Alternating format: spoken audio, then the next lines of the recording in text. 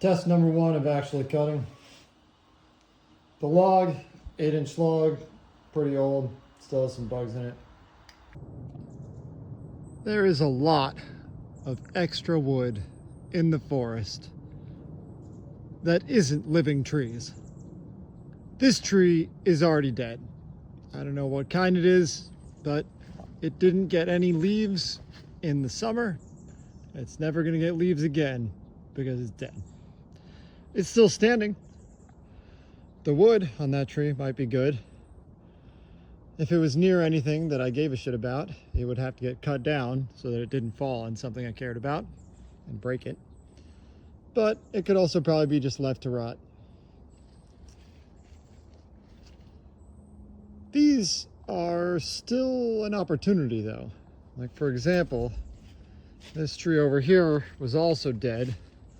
And so I cut it down so it didn't fall on its own. That big log came out of it. That's probably a 16 or 18-inch diameter log. This is both the problem and the opportunity. Beautiful, super straight trees just fall in the forest. It's a problem because they fall across the paths that I make and try to walk on, and I've got to cut them apart.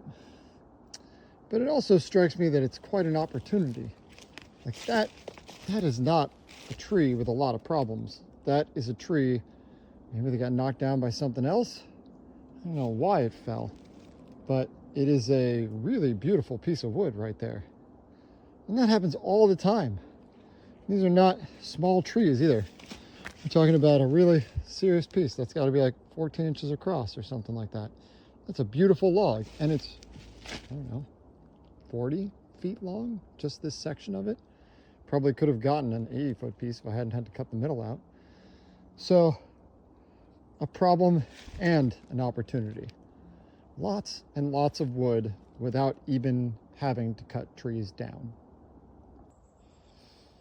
One way to turn wood into boards is with a chainsaw mill.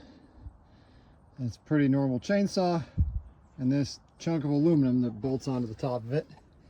And then it kind of forces the saw blade to be at a certain depth relative to the outer bark. It is possible to make boards with this. I've made swings and some other smaller stuff. I guess I made good chunks of the treehouse with it. But it is an absolute pain in the ass. For starters, you have to be there the whole time sawing it, which is kind of boring to a certain degree and not really even exercise. And then secondly, if the wood gets thicker as you go along, your chainsaw gets bound between the actual chainsaw itself and those top bars. And so you have to scrape away the wood or do something to free it up. You also can't make really long straight cuts with this because it's kind of relying on those bars and the flatness of the chainsaw itself to guide that cut and make it flat. Clearly, you could just make external bars and run your chainsaw back and forth across that, but that feels more like a local maxima than a real solution. You know, there's a global maxima that's better than that. We need something that's got a thinner blade, that's got a longer cut, that can still be electric, so we can run it on solar and other renewables. We also need something that you don't have to push. So we're going to need a better sawmill than just a chainsaw mill.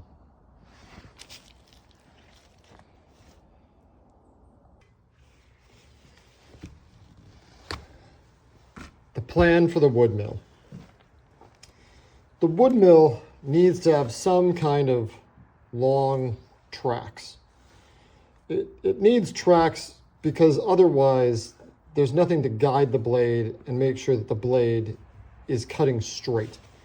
There are chainsaw mills that just sort of slide along the previous cut, but the first cut is just the outer bark. So the chainsaw mill always wobbles a lot on the first cut, wobbles a little less on the second cut, and so on and so forth.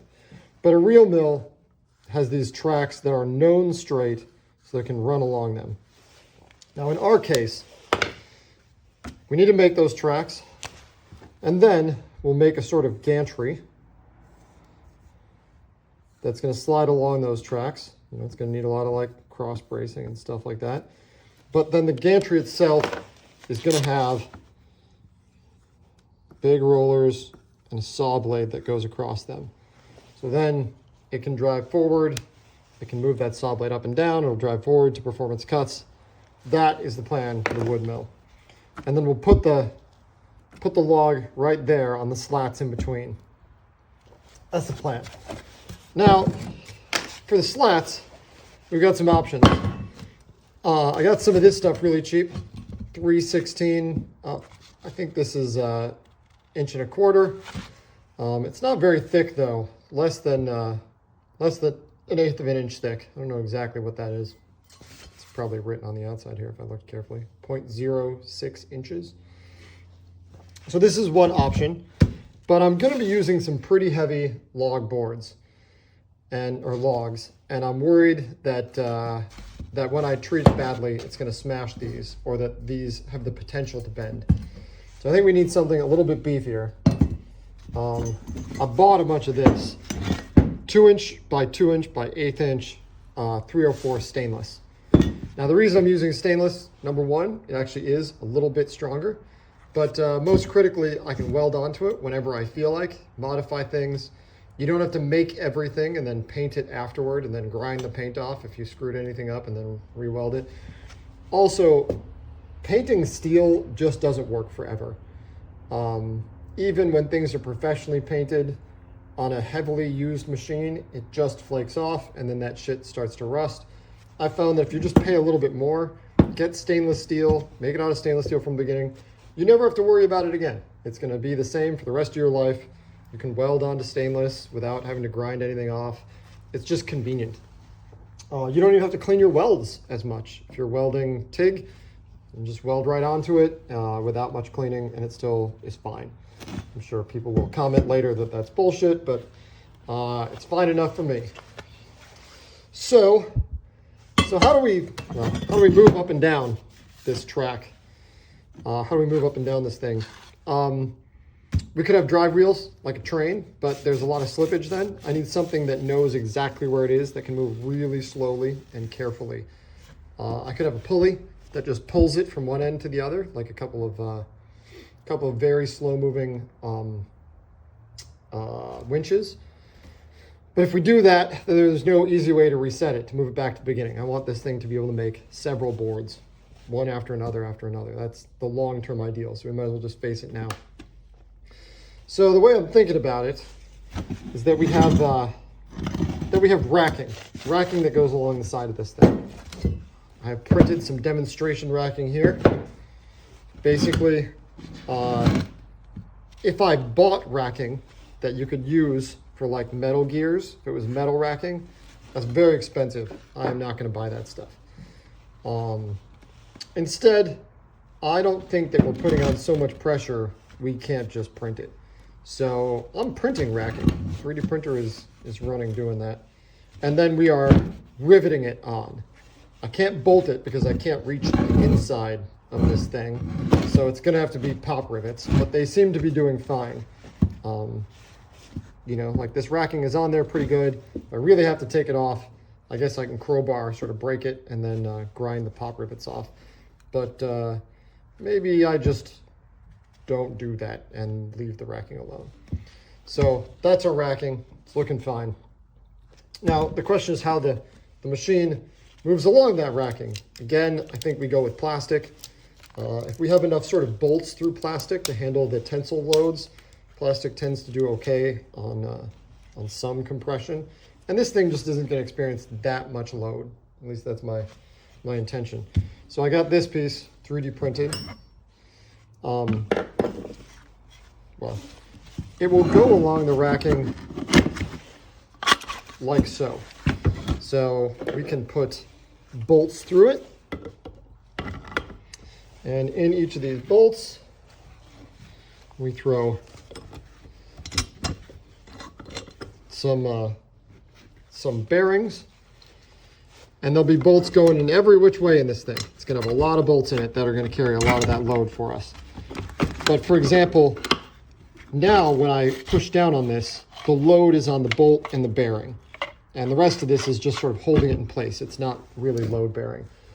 So if I press down on this with the weight of my saw, you know, I have a compression on that plastic, and then it goes immediately into the bolt, into the bearing. It's not pulling up on the plastic. It's not putting other loads on it. The motors themselves are not super strong. I think they're 10 Newton meter. And so they might be able to rip the plastic, but they should be right around what the plastic can handle anyway. I haven't done the math on that. But basically, this is the plan. Now the question is, why is there a cut right there? There's a cut right there because we need to weld the cross bracing on. You have to have cross bracing like that welded on, and it needs space to move past it. So I can't fully encapsulate it. But then we just put a gear on this side, we mount a motor up above it, and that should let us move this thing forward and backward the way we're planning to with the tracks. You know, each of these is going to be one of the tracks. So that's how we're going to build this thing.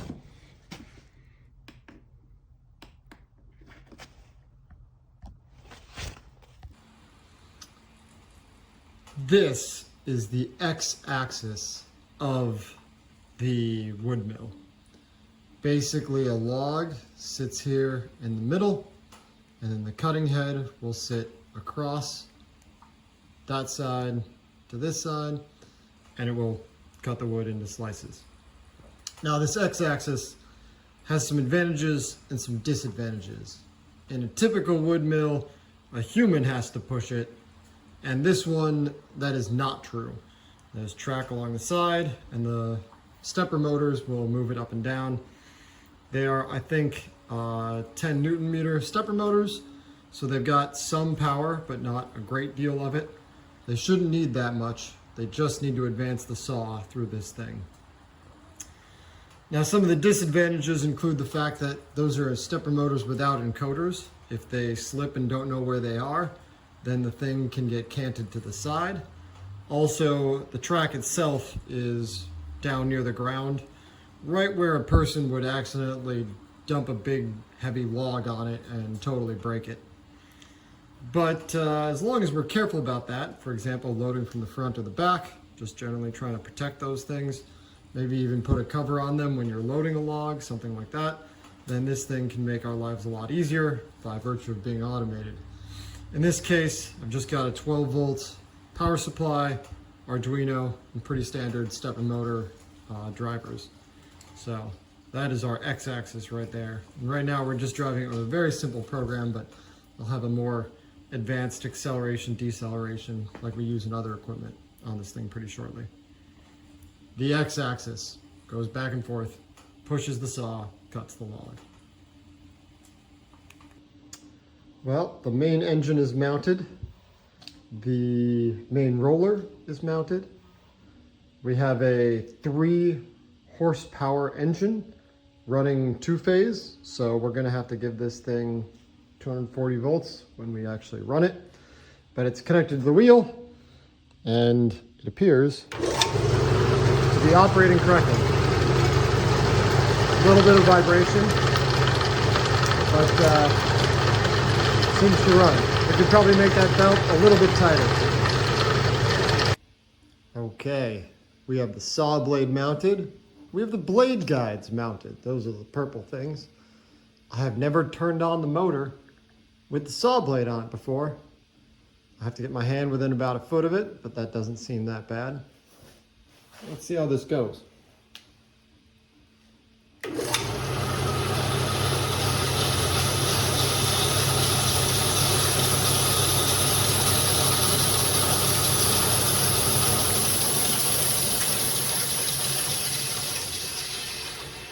There's a lot of vibration in that bottom blade, it looks like.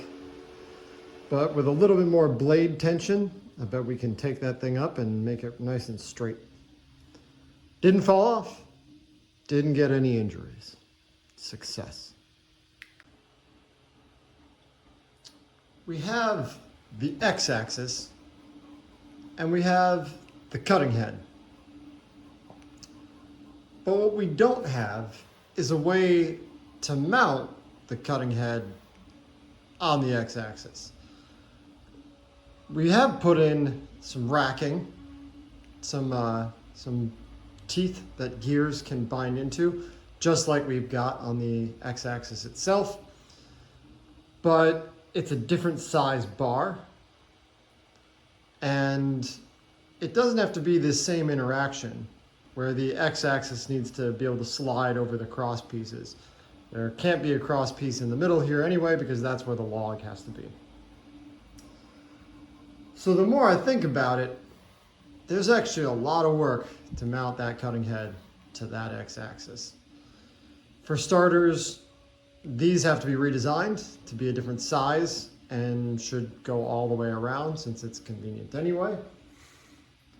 We're going to need them on both sides of the cutting head. There should be one near that roller and there should be one near this roller to help keep the, because these two exist anyway. So you have to have two of them. And they need to be at both the top of the cutting head and near the bottom of the cutting head on both sides. So that's actually what it's going to take to do the basic mounting to the x-axis or to the z-axis, right? So this is the x-axis, and then the vertical one is the z-axis. And then that whole cutting head looks like it's maybe 50 pounds. Definitely less than 80, but it's heavy. It's not 10 pounds. It's gonna need, you could constantly power the motors that bring it up and down, but it's going to run a lot better if there's a counterweight and the motors just change the position of everything. So we're also going to need a counterweight somewhere that's, string that goes up to the top, comes down the back, and then has a heavy weight down that back. And that's going to be difficult because these wires that are on the x-axis, I was intending those to go up these back supports. The wires could go up the supports, and then the motors with the cutting head could go up the front supports. And that doesn't actually leave a spot for a counterweight to go up and down on any of this equipment.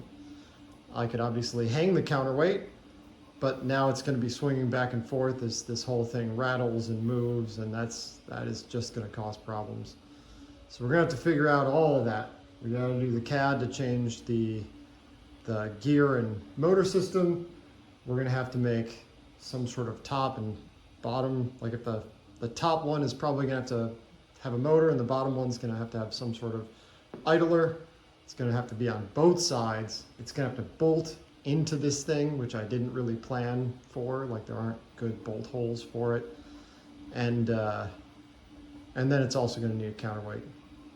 So that is, that's the last 10% and 90% of the work. Or at least the last 5% and 90% of the work. In terms of mounting this on that z-axis, I've got to have some motors on either side here that can pull this thing up and down, and they've got to attach to this somehow. And it occurs to me that there are some holes that already exist. For starters, there's this sort of brace piece that's pretty much only there to keep the saw blade from hitting the motor. But I drilled some holes in it earlier, back when the motor was facing the other way and the saw blade was facing the other way, because I screwed that up. And then I had to re-drill the holes on this side. So those holes are an opportunity for mounting. This is reasonably secure. I didn't do an amazing job welding, but I did okay, and I can add a little bit more.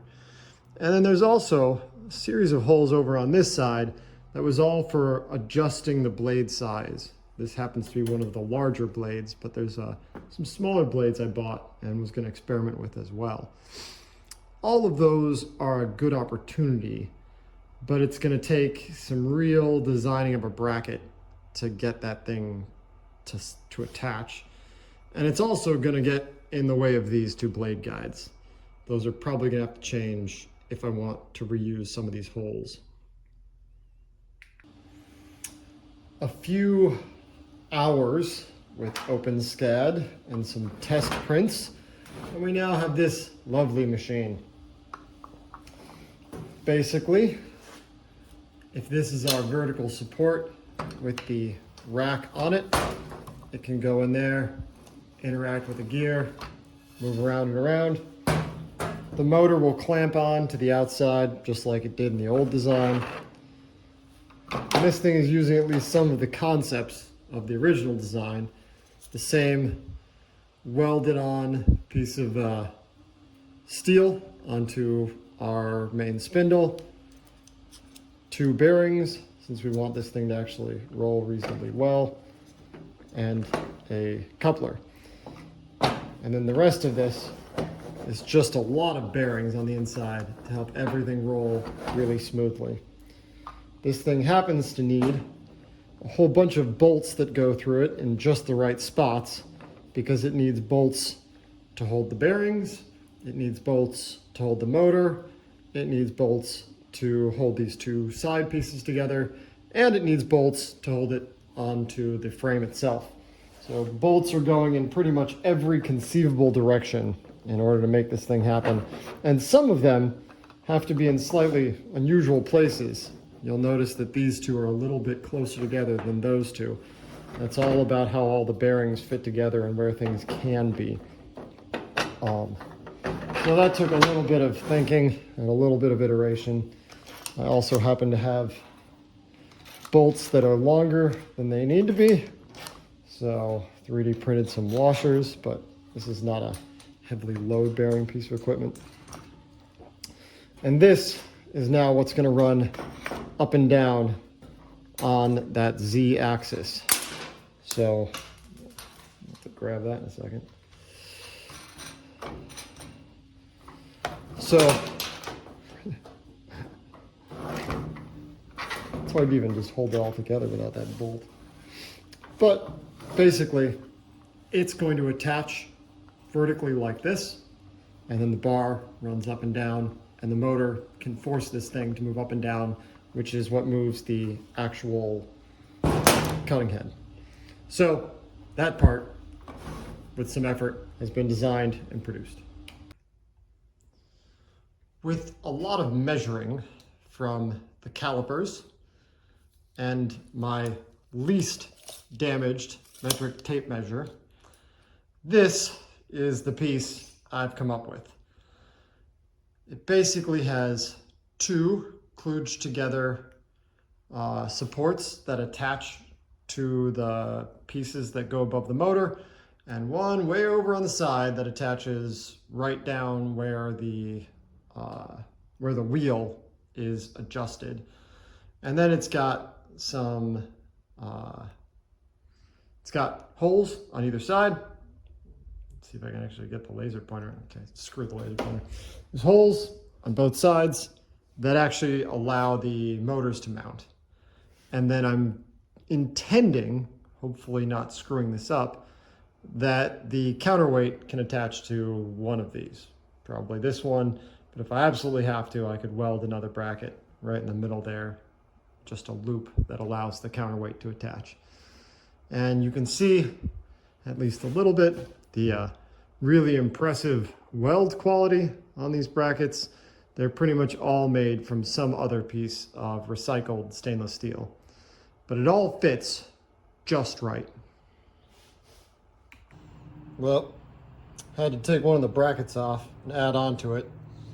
Basically, this would normally attach to the top spans, and this attaches to the bottom spans, but I need a piece to hold the counterweight. So I had to weld on this chunk, like unbolt the thing, weld on this chunk for that counterweight. And of course it goes at this really weird angle because there's actually a bar that goes through here and a bar that goes through there. And when I looked at the weight and balance of the head, it's just slightly to this side. I'm pretty lucky that it's pretty close to this bar anyway, but I might have to add a little counterweight to one side, a little bit of weight to the cutting head on one side to keep the whole thing balanced.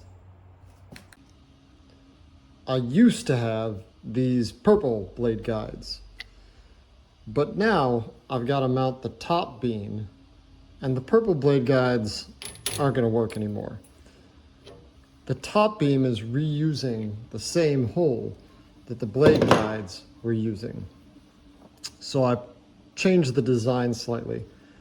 In this case, I still want to put a nut down there and hold on the two pieces of the bottom steel and the top steel together real tight. But I need the blade guide to also use that same hole. So I printed a nice wide hole. That hole is actually large enough that I can use a ratchet on it if I really have to. But then we'll put a washer and another nut on top of it so that the blade guide stays at least roughly where it's supposed to be. Now this isn't going to be quite as good. It could, in theory, move back and forth a little bit more, but it's still going to stay on roughly where it's supposed to be. Problems within problems. This piece needs to mount right down there.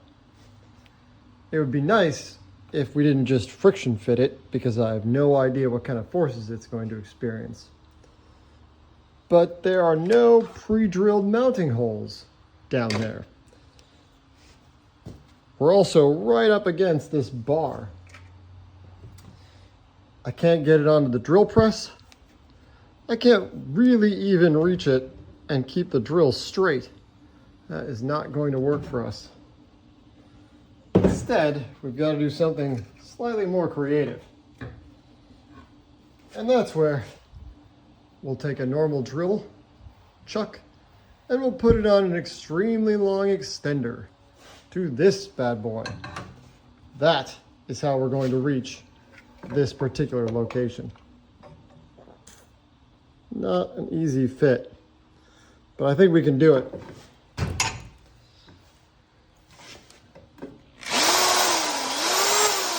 Got a bit of a wobble to it. Let's see if we can keep it straight.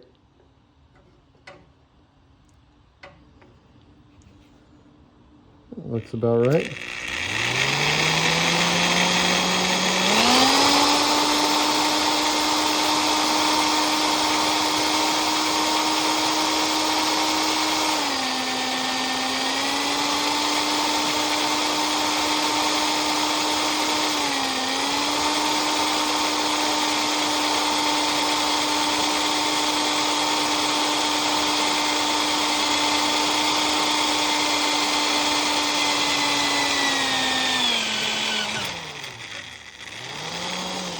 Okay, top hole, not so bad. Now getting that bottom hole to be straight with the top hole is where the money's at.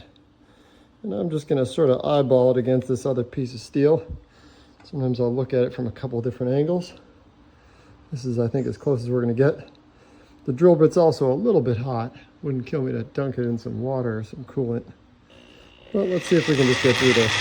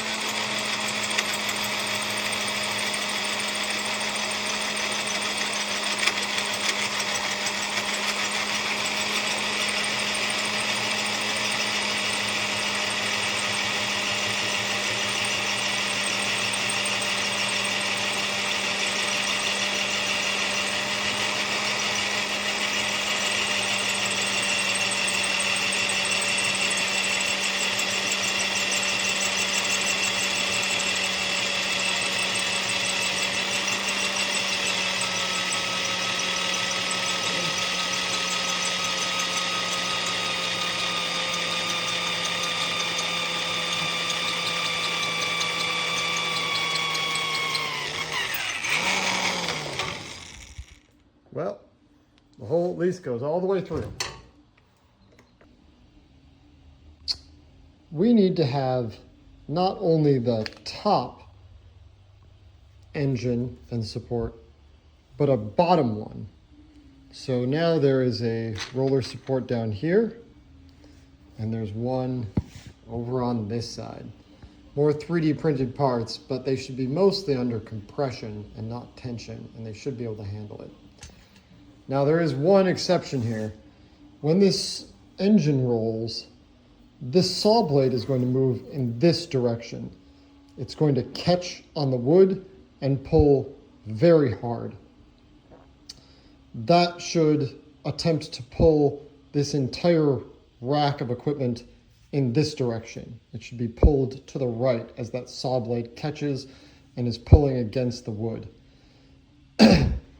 That means that this piece is going to experience a great deal of force in that direction, and it may not be able to handle it.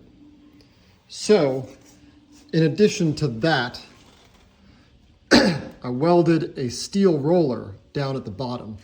And this piece is welded on. I may put a cross piece in it if it actually breaks one day, but any cross piece there is going to get in the way of the wood cutting. So for now, I guess the cross piece could come from the other angle as well. But for now, we're just going to leave it as a single piece of steel with a roller, and the bar is going to roll up against that, and that should give it some extra strength against that 3 horsepower engine and its cutting ability. So we are almost ready. We're just going to put those motor mounts on. We now have the cutting head minus the motor that moves the blade and the motors that move it up and down attached to the gantry. So the gantry has these bolt-on pieces.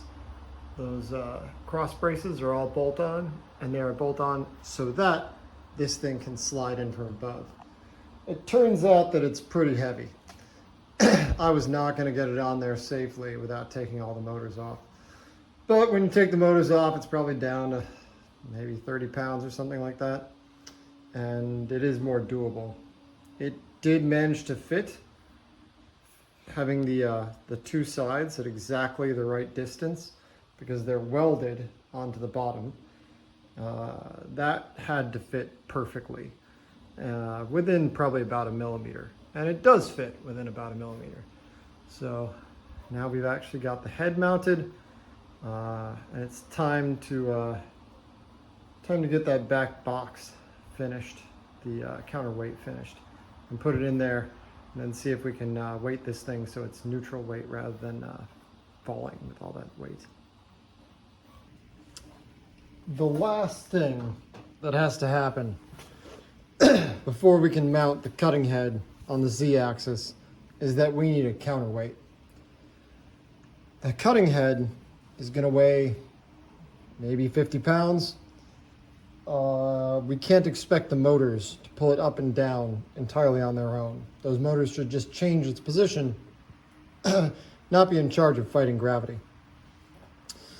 The counterweight is going to be held onto one of the vertical support rods in the back. So imagine this is our vertical support rod in the back. We are printing this so that it can run up and down that vertical support rod. It will have 2 of these, one here and one there, so that it can't bind up as it runs up and down. It needs to hold all the weight off to one side.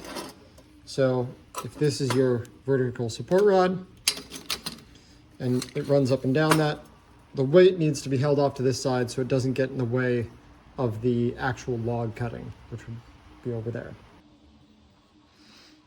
After a bit of trouble, we do have now the cutting head mounted on the Z-axis. So Z-axis goes up and down. You can see that the blade is off, the motor is off, the other wheel is off, all to make it lighter. But the motors that actually move it up and down have now been mounted. They are all good to go. And the basic assembly of this string, the counterweight that goes up to the top to these pulleys, pulley 1, pulley 2, and then down to our box, that all appears to be working fine. I'm not sure exactly how many pounds I filled the box with, but it is probably about 50 or something like that. The assembly does not enjoy going up and down now that the motors are attached to it. we're back driving the motors and they do not want to move very much. But it's holding itself. You can see it's not actually quite touching the chair anymore that was holding it up before. And it's pretty well balanced. Just use some Kevlar string, figure 8 knots, tied it carefully. The only other thing that's worth mentioning here is that this cross piece along the top, that holds exactly in compression in the direction that the string is under tension. So hopefully it's not allowing the thing to torque and disform with up to 100 pounds on each side of it. And new rollers on the box, very good. Box rolls super easily at this point.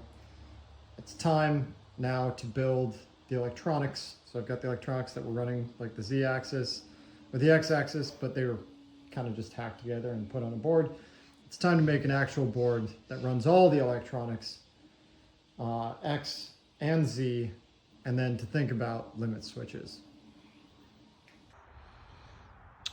With the Z-axis attached, it's time to do electrical. We won't be able to move the Z and the X-axis unless we have a less hacked up electrical system. So first off, got a piece of an old crate. Don't even know what was in this crate originally, but it's a nice piece of wood in that it's flat and I own it. Mounted it with a couple of bolts onto what's basically the backside of our whole gantry here. It's got a lot of space for expansion. I'm expecting to probably have some sort of power converter. I'm expecting to have like an Arduino, but I don't know what else is going to happen here. So there's plenty of space for other things. It's obviously totally open to the elements of nature, but so are the motors. This thing is going to need to operate under a roof until I change its sort of modus operandus and dramatically improve a bunch of pieces of it. But it's up nice and high. I wouldn't expect it to be splashed by water or anything like that. It's obviously also being backed by wood. Here we're looking at pretty low voltages for all this equipment. The other critical part of it though is cable management. So on a typical gantry system like this, you might see those sort of like tracked cables that roll and unroll. In theory, I could print a whole shitload of plastic and make one of those as well, but we're not going to do that because lazy. So instead, I really want the cables to have just enough play and distance so that they don't get caught up in the works. Now, there's 4 motors that we need to deal with the cables from at this moment. The 2 X-axis motors are pretty easy. This one can just attach to a little line that goes all the way up, and I'm mounting all the circuitry on the gantry so that I don't have to run all of these cables off to the side, which is going to be way, way more work. If I mount it on the gantry, then the X-axis can be sort of like hardwired right where it is. The Z-axis needs to be given a certain degree of play. And then the only thing we're really going to need to take off of this and onto it is power and some sort of controller. So today is the day for wiring up the cables. It also occurs to me that we have enough inputs and outputs. Each of these needs 4. And then there's probably going to be some limit switches one day. And I'm thinking about having a controller that isn't a computer interface, but instead has physical buttons. So you're going to need a bunch of inputs from the physical buttons. I think we're going to need an Arduino Mega rather than a regular Arduino. So I'll just start there and we'll wire this thing up. Once we have enough of it wired up, we'll write a very simple program and prove that the Z-axis can move. We know the X-axis can move, but we've never seen the Z-axis move. So that's what we're here to do. The wiring is hopefully done. Took probably a full 8 hours, maybe even more of actual wiring, but it's in. So let's talk about what's actually in here. We've got our 4 microcontrollers, sorry, 4 motor controllers. We've got the Arduino. Here we're using a Mega, and it turns out we're using damn near every one of the digital input-output pins on that thing. I don't know exactly how many connections that is, but it's a lot. Came close to having to use an even bigger board. Decided to go with something a little bit nicer. So instead of using a computer to control it, We actually do have a handheld controller, and I've got a little display set up here that just gives some indicator lights. It's pretty funny. I remember at work, there would be these light sticks on each of the big robots, and they'd have different colored lights like green, orange, white, and they were never labeled. There just weren't labels. There was a display outside the robot, but like the light stick, you just kind of had to know what it meant. Anyway, here we're going to display distance. There's 4 settings of distance. When you're jogging, you might want to go a little bit farther, or you might want to barely inch along. The same thing with speed. So there's 4 levels of speed. That is both for jogging and for cutting. And then just 1 light to indicate that you've pressed the button to give the user a little bit of feedback. Then we've got jog, the ability to move only a certain distance. Run is run until you hit the limit or hit the end, and then obviously stop in the middle. That's all just hardwired onto the outside of this whole thing. Pretty straightforward. The resistors, by the way, that run the lights are behind that little panel, and the panel itself is 3D printed. Now, the controller was interesting.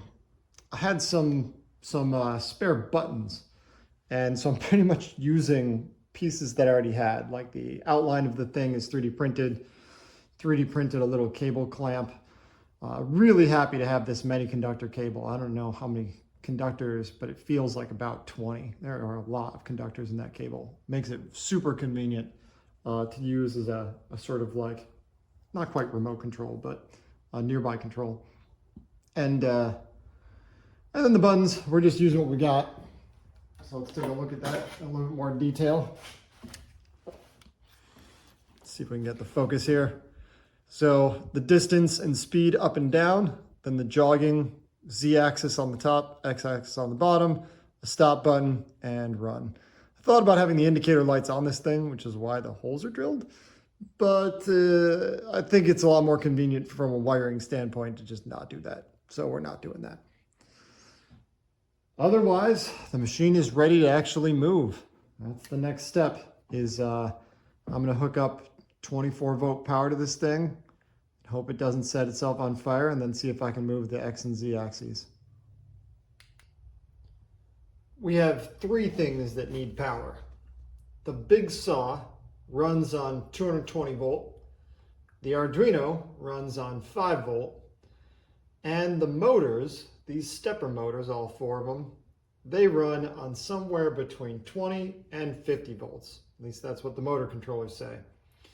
I have been powering them with my 2 bench supplies that I got from Fry's maybe 20 years ago, 15 years ago at this point. Each of them puts out 14 volts and they'll source about 5 amps or something like that. But I do not want to dedicate my benchtop supplies to this project. I need something that can actually live with it. Now, I could just buy one. That's a 12 volt power supply, pretty standard, just switching power supply, a big old brick of it. But that costs money. And if I don't want to spend any more money, I do have an alternative. The giant box of cables and shit. I don't know if you have a giant box of cables and shit, but I certainly do. And that's pretty much where all small power supplies end up. Now, those are not as fancy. They're not going to be switching power supplies. They're not going to have a bunch of protections, but they're free, and free is a value all of its own. So I dug through my big box of cables, and I found 2 matched power supplies. Let's look at them. There we go. These 2 guys, together, the 2 of them, are generating about 15 volts each, or thereabouts. I want to say they might be 12 volt power supplies, something to that effect. So we just stacked the 2 of them in series and made a cable so that they just have 1 power cable coming into both of them, and thus the 1 series power cable coming out of them. And in theory, when I plug this thing in, the whole shit is just going to run entirely on its own. So let's actually try that. I've not yet tried that. We're going to try it.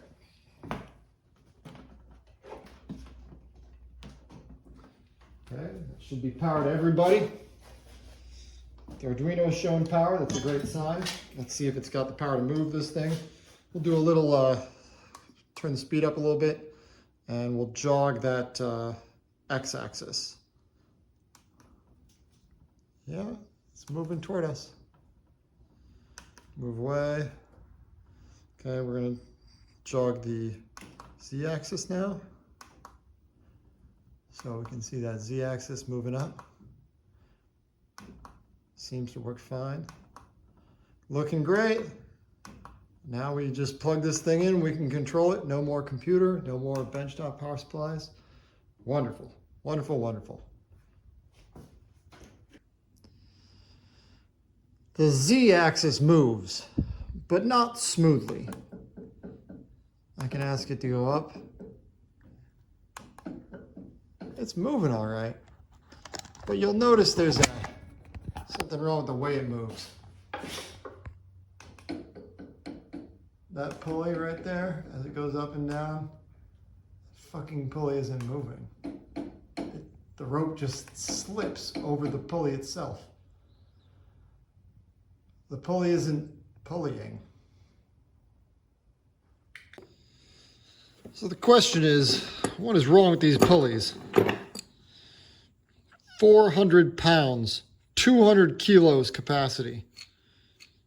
Spins generally okay.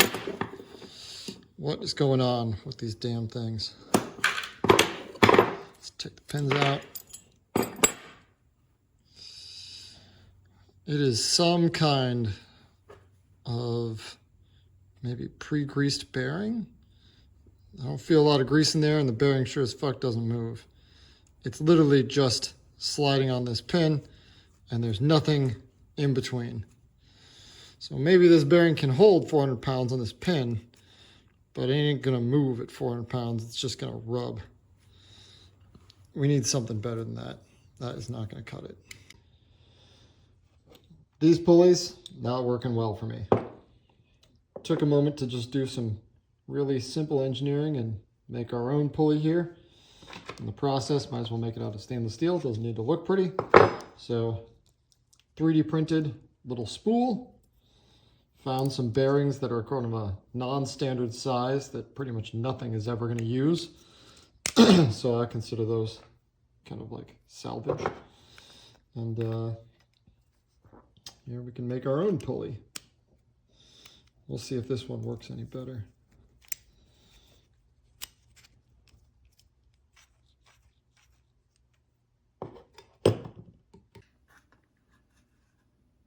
Got the new pulleys in. Now we're running really smooth. No jostling, just nice smooth motion. Actually, I haven't tried this. Let's see what it's at full speed. So add one more speed. Let's go a little bit farther. Okay, a little bit of jostling when we try to go this fast, but I think that's because we don't have any acceleration, deceleration. It's just straight into the motion. But either way, working really good. Let's take a moment to check out those pulleys. Now when we move, the pulley moves just like it's supposed to. Looking a lot better. We got both of them fixed in there too. Beautiful.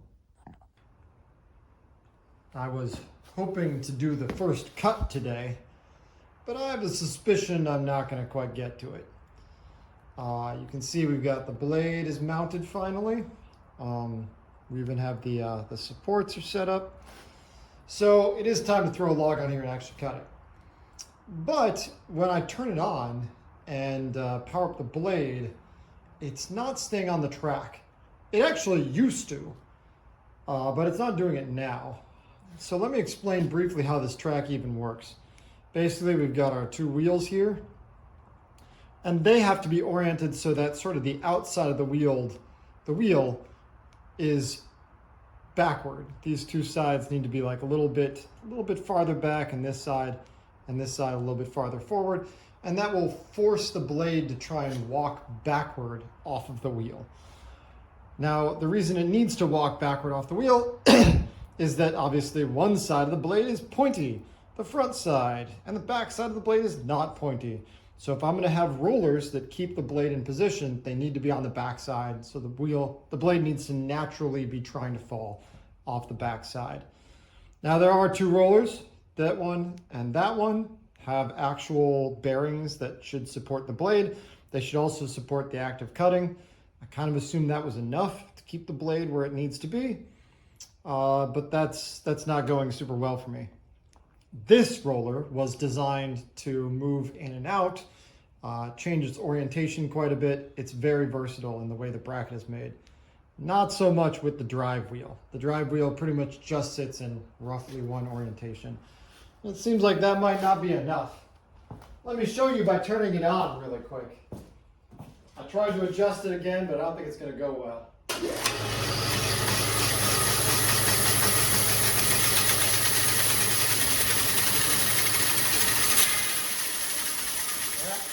Yep. You can see right there that now it's running into these two pieces. Now it was running okay for a little while there.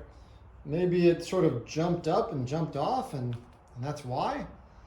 I don't know what's going on, but I can't cut with this thing until it can run at a reasonable speed and be gentle to me. Now another option is that I'm just running the damn thing too fast. I did try moving the gear. It's got a number of different speed settings back there. I tried moving those speed settings down. It's possible I need to move them down further. But first I'm going to see if I can change the orientation of this wheel a little bit and maybe force it to fall to the backward a little bit more. It's the best I can think of. Okay, change the angle on the drive wheel over there. Made the outside just a little bit farther back, the inside a little bit farther forward. Put both wheels as far back as I could to help it really ride on those rollers. So it should be pulling the band backward now, and those rollers should be keeping the band from actually falling backward. Let's see if it'll run at full power. I'm gonna let it get all the way up.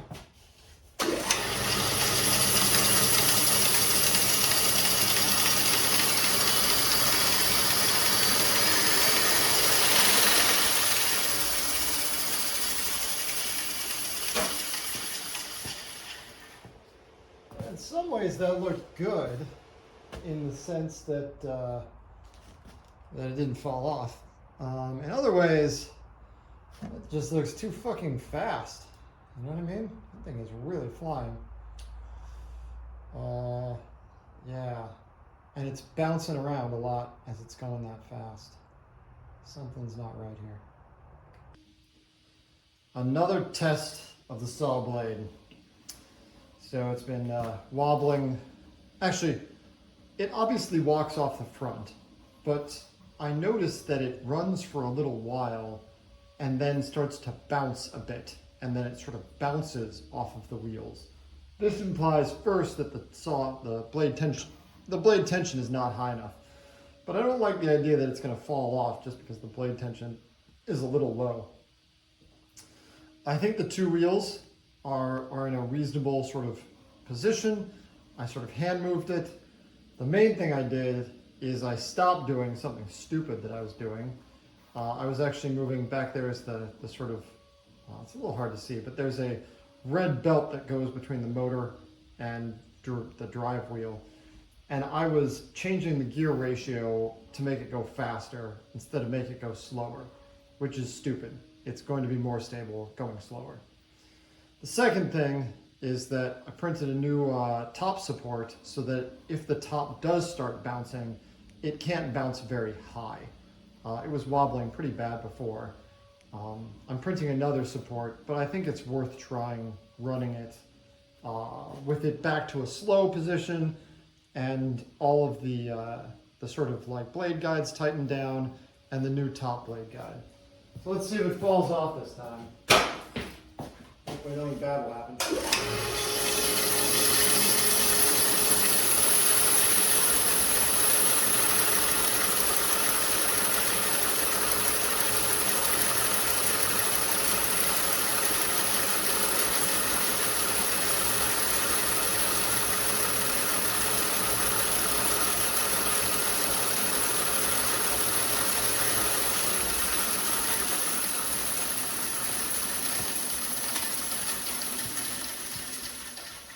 It sure runs. That bottom blade is wobbling all over the place. I pre-drilled some holes right here that help me, I can move that blade guide over. I could also just make another blade guide and bolt it on in addition. I'm a little regretting that I didn't drill kind of more holes along the way. Those are going to be really hard to drill if I have to do it. But it can move over, what is that? Each hole is 30 centimeters or 30 millimeters from the next hole. So 1, 2, 3, 4. Can move over 120 millimeters. It's not bad. I think we should move it over, try to cut some wood. Seems like it's staying on there. Test number 1 of actually trying to cut a log. 8-inch log, relatively old. Got it bolted in, just one bolt there. Also threw a wedge in on the side. It should be just at the level that we can actually cut it. It's, I think, 2 centimeters above that bar is about the lowest this thing will go. Let's try it. Move the saw into position first.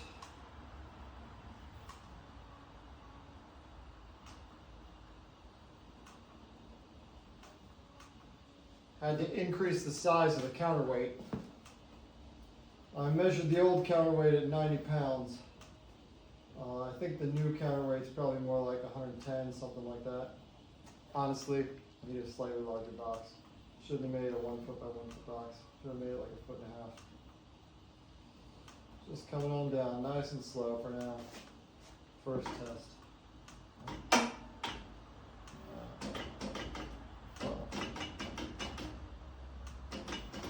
can't get down.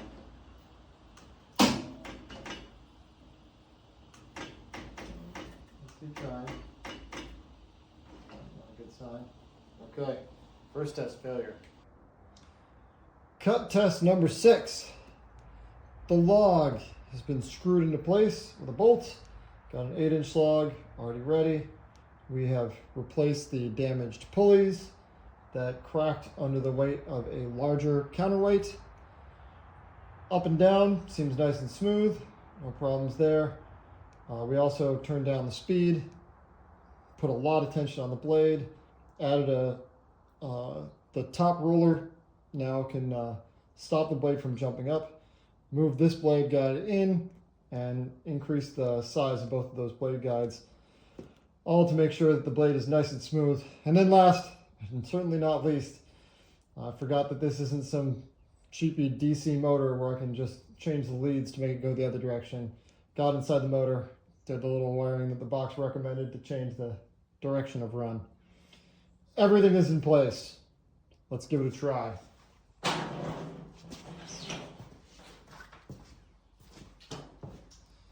Okay, we're already at the Z location we need to have. Let's make sure we can move forward and backward. No, that's not plugged in. Plug that in. Okay, that'll give power to the control system. Okay, make sure we can move forward and backward. Move backward real slow. Speed increase. Okay, not too fast, not too slow either.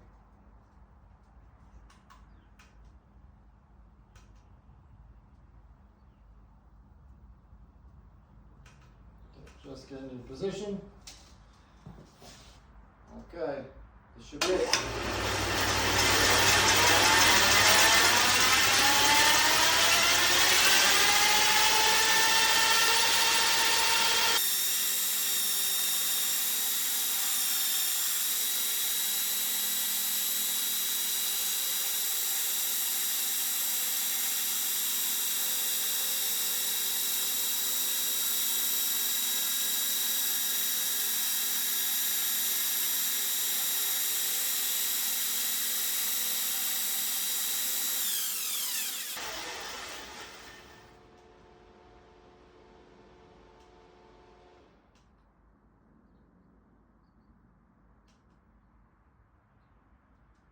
Yeah, it's not moving forward with much authority. Just can't push very hard. That's not good. Test number 14. It's cutting not terribly, but I took one more link out of the drive belt back there and made sure that the tensioner was all the way maximized now that we have blade tensioner. So let's see it spool up and go.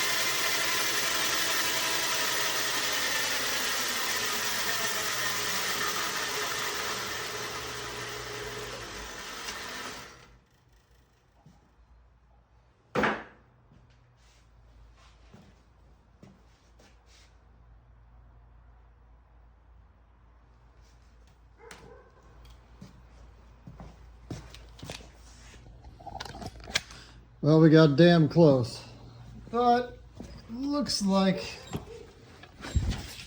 we slagged the belt tensioner. It fucking melted. So I guess that's got to be made out of steel.